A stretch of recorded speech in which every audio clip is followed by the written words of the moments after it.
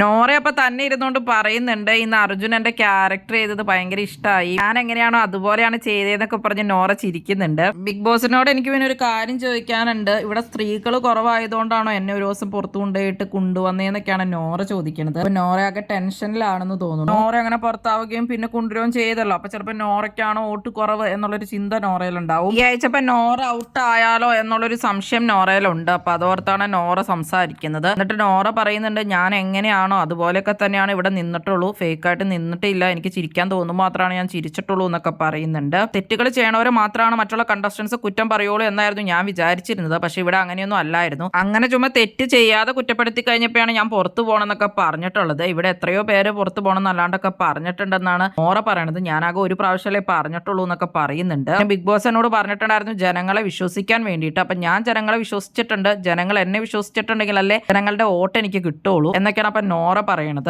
നോറയും ഋഷിയും ഒക്കെയാണ് ഡേഞ്ചർ സോണിലുള്ളത്. പിന്നെ തൊട്ടുപുറകെ ശ്രീതുവും ഉണ്ട്. വോട്ടുകളൊക്കെ മാറി മറയാം, എന്തായാലും ചിലപ്പോൾ ഋഷി പോകാനും സാധ്യതയുണ്ട്. ഈ ആഴ്ച അപ്പൊ ആര് പുറത്താക്കണമെന്നാണ് നിങ്ങൾ ആഗ്രഹിക്കുന്നത്?